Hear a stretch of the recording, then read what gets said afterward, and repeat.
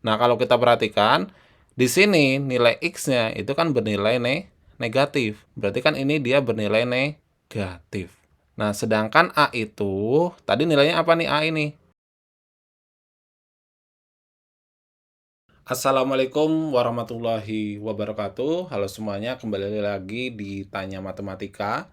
Di episode ke-10 kali ini ada yang bertanya terkait dengan pengetahuan kuantitatif, yaitu tentang grafik.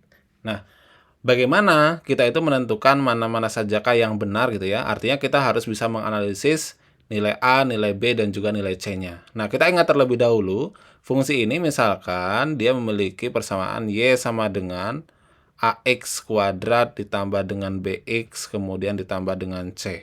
Nah, yang pertama yang harus kita lakukan yaitu kita harus bisa menentukan nilai A-nya terlebih dahulu. Nah, A itu sebenarnya cukup kita lihat grafiknya itu dia terbuka ke atas atau ke bawah. Kalau kita perhatikan di sini grafiknya itu terbuka ke atas, artinya kalau dia terbuka ke atas, A-nya ini dia lebih dari 0. Ya. Kemudian yang berikutnya adalah kita akan menentukan nilai B-nya.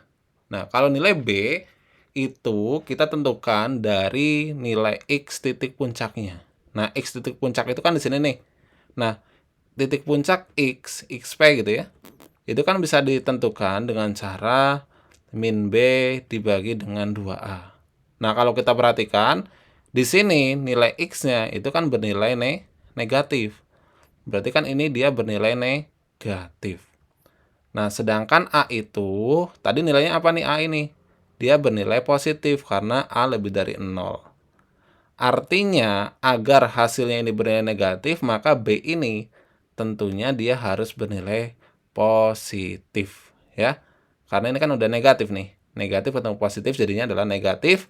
Kemudian negatif dibagi positif hasilnya adalah negatif. Berarti B-nya dapat kita simpulkan bahwa dia lebih dari 0. Kemudian yang terakhir adalah kita harus menentukan nilai C-nya. Nah, bagaimana untuk nilai C-nya? Nilai C itu sebetulnya adalah titik potong kurvanya dengan sumbu Y. Kalau kita perhatikan di sini, titik potongnya itu berada di atas sumbu X. Sumbu X itu yang ini nih. Berarti karena dia berada di atas sumbu X, maka nilai C-nya itu dia lebih dari 0. Nah, kalau udah tahu nih, A-nya lebih dari 0, B-nya lebih dari 0, dan C-nya lebih dari 0, maka tinggal kita tentukan saja. Yang pertama, A kali B lebih dari 0. Nah, karena A-nya positif, B-nya positif, maka hasil perkaliannya pun dia pasti positif. Berarti pernyataan yang pertama dia bernilai benar.